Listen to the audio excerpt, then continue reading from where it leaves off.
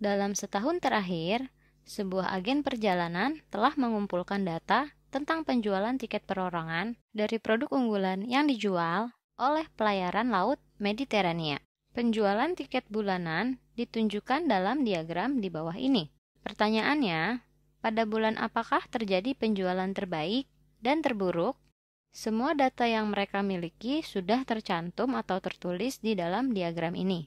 Diagram dengan bentuk seperti ini sering disebut sebagai diagram lingkaran atau diagram pie.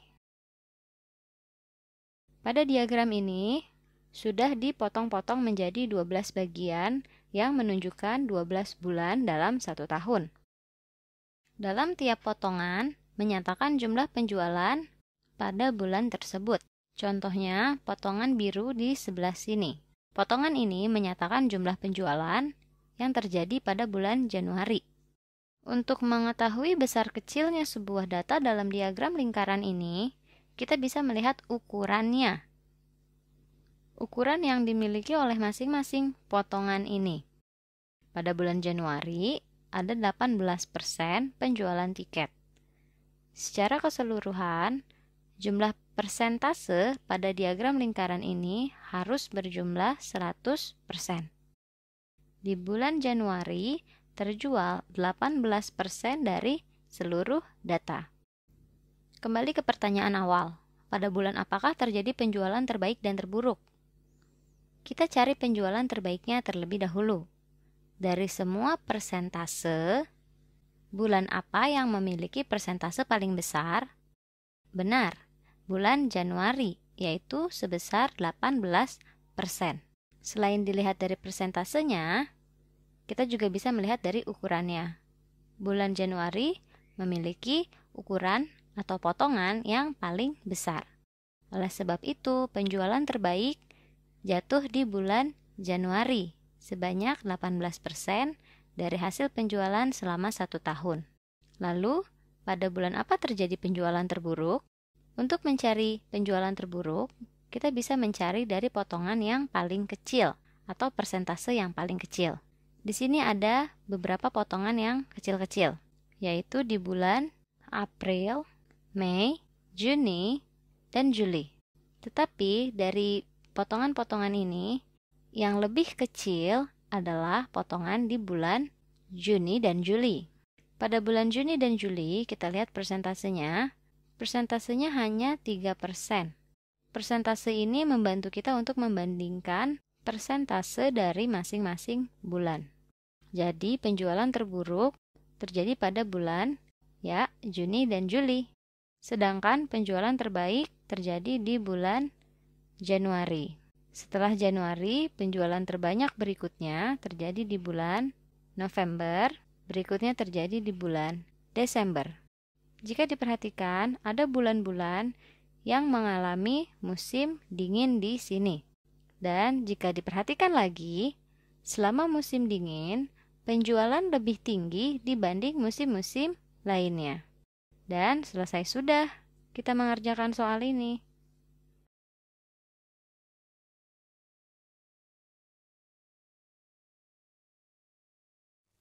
Berikut ini contoh cara membuat diagram lingkaran dari sebuah data. Di sini tersedia varian rasa sirup yang dijual di sebuah toko dengan rata-rata dalam 1 hari pada bulan Agustus. Rasa jeruk terjual 40, mangga 24, leci 64, jambu 32. Dengan mengikuti data pada tabel di atas, kita akan membuat diagram lingkaran berdasarkan data yang tersedia. Langkah pertama, kita hitung nilai total dari data yang ada. Sama dengan 40 ditambah 24 ditambah 64 ditambah 32. Hasilnya 160. Nilai total ini akan digunakan sebagai acuan kita saat menghitung besar derajat dari masing-masing varian rasa dalam diagram lingkaran nantinya. Langkah kedua yaitu kita akan menghitung besar sudut sektor dari masing-masing varian rasa.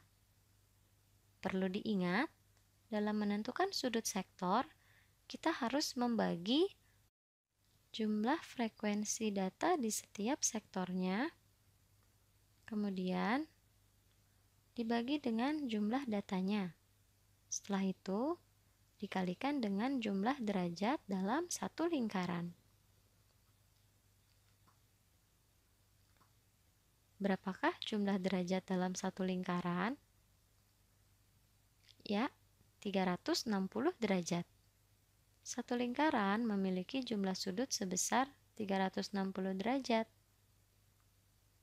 Agar lebih mudah, kita bisa menuliskan rumusnya seperti ini. Sudut sektor sama dengan frekuensi per jumlah data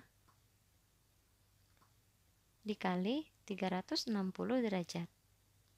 Sekarang, ayo kita hitung sudut sektor dari masing-masing varian rasa. Yang pertama, rasa jeruk. 40 per 160 dikali 360 derajat.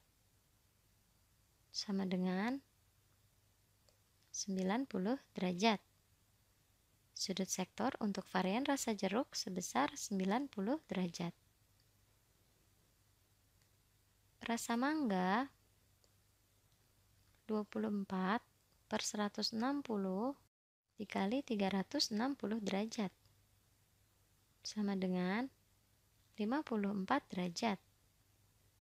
Rasa mangga sudut sektornya 54 derajat. Untuk rasa leci 64 per 160 dikali 360 derajat sama dengan 144 derajat.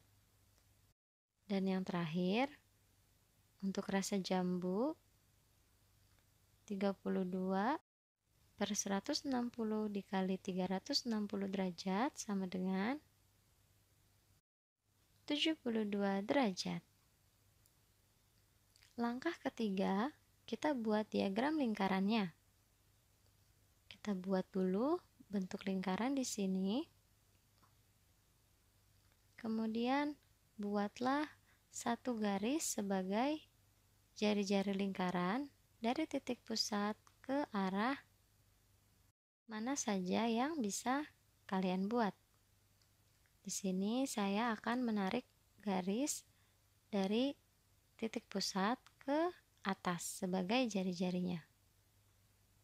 Nah, berikutnya kita buat garis untuk membatasi sektor pada varian rasa jeruk dengan sudut sektor sebesar 90 derajat. Kalian bisa menggunakan busur untuk menentukan besar derajatnya.